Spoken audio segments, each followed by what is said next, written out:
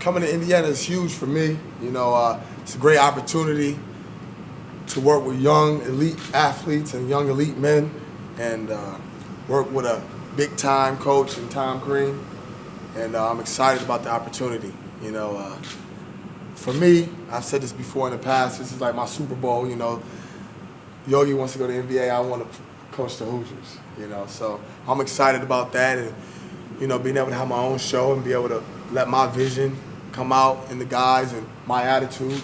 Because I feel like the strength coach is a direct reflection of the guys when they get out on the court. I feel like I'm an important part of their process mentally and physically, and I just feel like if they can come out of this summer, they will come out of this summer with the edge that I have every day. And I think we'll win a lot more games that way. This first week has been a great week. It's been different for them as far as like the type of exercises and trainings and agilities and intensity that I'm bringing to the table. But the guys, like elite athletes do, they responded well. And they've been coming every day, giving me the effort that I needed and giving me the determination, discipline that I need and I want and that I will require. You mentioned your vision. What is your vision? How do you? Everybody vision, wants to get guys stronger and fitter, but how do you go? My vision is this. Simply put, is the hard as nails to win a bunch of games and to go back to Houston. And I'm not talking about working for the Cougars. You understand what I'm saying? Because Hoosier Nation needs that. They want that. I understand that. And that's the only job that I have to do, is those three things. If I do those three things, then it's a success. And everybody else's dreams will be accomplished. Yogi's, Troy's, anyone's, James, whoever, Coach Crean's, myself, JD's, whoever. You win, you get things. So that's my vision, that's my plan. By any means necessary as well. By any means. It seemed like Coach Crean really gave your predecessor a lot of ownership in this program as far as like guiding kids and being a factor in recruiting too. Have you noticed that kind of in your first few days here? No question. Coach Jackson is a great guy, mentor of mine, great friend of mine. He coached me at the University of Kansas. A lot of people don't know that, but he did, and he taught me a lot even then, and he teaches me now. But at the same time, working for a boss like Coach Crean, he allowed him to do his thing. Be himself, and that's why I'm excited, because I'm my own man. Coach Crean allows me to do that. It allows me to let my personality spill out on the guys and spill out on whoever is around me. And I look forward to that. Strength and conditioning is not just weights. It's not just trying to use these guys as guinea pigs. We don't do that. The things that I do, things that Coach Jackson has done in the past, it starts from the top to the bottom. So the first thing that I'm working on, the first muscle I'm working is that brain right between the eyes. If I get that, everything else will fall into place. You mentioned that things have been a little bit different, workout-wise. What has been different? What have they said that has been a little bit different in the workout? Well, for starters, just the intensity of it all. I'm a pretty intense guy. I'm right there. I smell you. That's how close it is. And, I jump into workouts with them. I'm not going to pick and choose my battles. If I'm in it, I'm in it. Like today. I was in the entire workout. And I think that's something that the guys respond well to. They like that. And that's me. That's not me trying to show up. That's just me my whole life. If somebody else working, I got to get some too. And I think they like that. Also, some of the agility drills, working on hip mobility and things like that. Using hurdles. We got the sand pit being built right now. Using the oxygen mask. Again, just different ways to skin a cat. I'm just the guy doing it, with a creative mind. I think outside the box, and I'm just attacking it every day, any and everything. Was the sand pit your idea, or can you kind of just explain where that came from? Yeah, that was my idea. I've used sand, training myself as an athlete, and in Houston, I actually, work out at this place called Eleanor Tinsley Park, where me and other athletes that I train and or people, day walkers like I like to call them, just people that I just train regularly, we go out there and we grind in the sand, It's a lot of great things with that. So that was one of the first things that I asked Coach for when I got here on the interview. And I told him the benefits of it, and he signed on board with that. Same with the training mask. Those were my idea as well. You know, I worked for the Denver Broncos before as a full-time intern for them in their weight room, and feeling that altitude up there in Denver was serious. Yeah. You know, and I just want an edge. You know, at the end of the day, a lot of people train hard, but here we're going to train with a hard edge, and that's different. You know, and so that was another idea. You know, we also do heated yoga. You know, that's something I'm big on. I will be certified. You ask me again in a year. What kind of yoga? Heated. Oh, Bikram. heated, right? So Yeah, it's like Bikram. over Bikram. 100 degrees? Okay. Yep, 101 degrees, about 60% humidity. And that's what our guys do. You know, working on balance, core, strength, and working on that mind. Because again, the first muscle is the mind. And that's what we do. These are different things they've never done before. You know what I mean? Doing hurdles, they've never used hurdles before, track hurdles. You know, these are things they've never done before. You know, that's not saying anything that they did before wasn't what it was, but it wasn't me. You know, so I am who I am, and those are the modalities and things that I'm going to use to get our guys an advantage. Where's the sand pit at? Where's it going to be at? The sand pit is getting built right now. You can go outside between Cook and what's that building? Assembly. What is that? Is it assembly or the track? Right outside of Jade's door. What's that?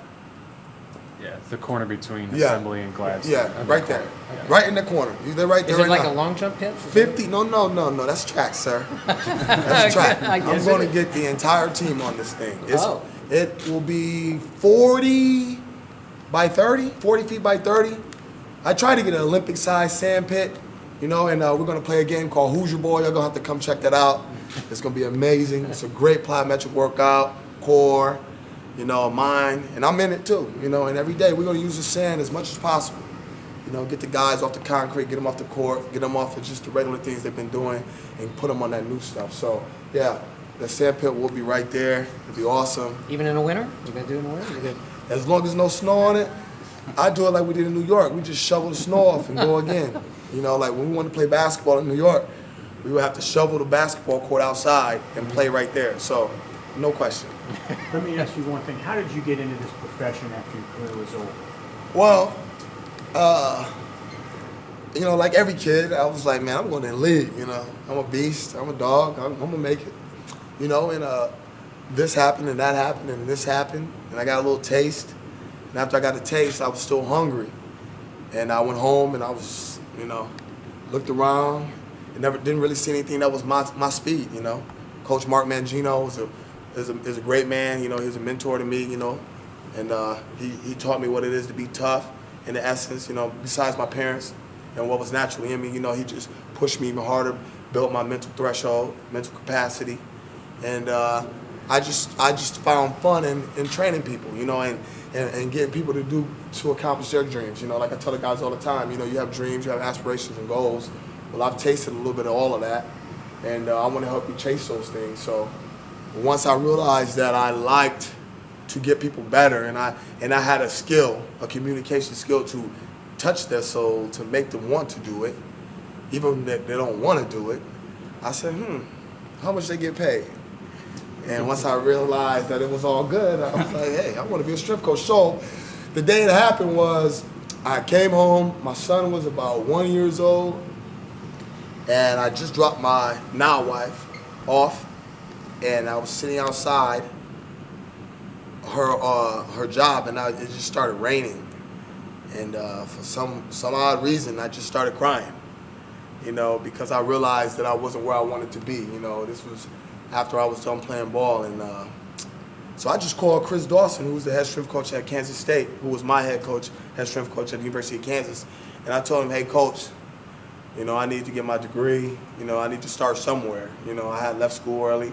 So it was like, okay, well, let's start from where you left. You know, at least I know I get pushed hard. So I went. I volunteered for a year. I slept on my former teammate Rodney Fowler's couch. His dog would lick my face. I would have to build my own fortress of chairs in front of the couch. And I slept there for a whole year, you know, and I didn't get paid. You know, I wasn't paid. I wasn't even on scholarship yet, again, because I had left. So I did that for about 6 months, working in the weight room for free, waking up every day at 4, being in the gym by 5, staying until 5. And then he rewarded me with a graduate assistant program in which I started to take grad school. And then now I was still doing the same schedule, but now going to class till 10, 11 at night. And then I left and went to Denver, and that's where the track started. Was that all at Kansas? Yeah, that was the University of Kansas. Do you know what years that was? 2008. 2008? Mm-hmm. Did you have, 2007. okay. Do you have any questions for Janae before you took this job? Did you talk to him about anything here? Well, we talked just of GP, general purpose. Mm-hmm. That's my guy. So it wasn't really, and he knows me. It was more like, Coach, I appreciate your help. Thanks for your blessings, and let's see. Mm-hmm. What are some of the differences in training football versus basketball guys? I mean, are there major differences there? Yeah, they are and they aren't. It's just about how you get it out of them. 100 guys, 15 guys. That's the biggest difference. Other than that, it all starts up top in the head. People say, "Oh, basketball players don't like to lift." That's not true. Basketball players are humans, just like there's not a basketball player and then there's other humans that like to work out. Everyone likes to work out. It's just how you get it out of them. It's just what you put in front of them. And so, for me, this whole week, I ask the guys every day. I want feedback. I'm a guy that I want to know what they feel, how they feel. That's why I jump into workouts as well, so I can relate to them. And let's open the door. If they had any questions, anything they want to talk to me about, or anything, suggestions, I'm open for that too. Now, it's still my show, but at the end of the day, I want my players to know that I have their back. Mm-hmm. So at the end of the day, when you say, are there differences? It's more games. We play once a week. Other than that, now is now and time is time. So that's how I look at these two. Okay, I got time for one more question. How important is it, especially early on, to have that open door policy with these guys, to get to know them, to get to understand their needs? Yeah, more get to know them. It's not, I don't really care too much about, per se, how much a guy can bench, I care about what's in his heart, what's in his mind, where's his leadership skills, what is his goals and aspirations, and how do you want to help, get this team where we need to be, which is in Houston. And, that's big for me. That's one of the big things.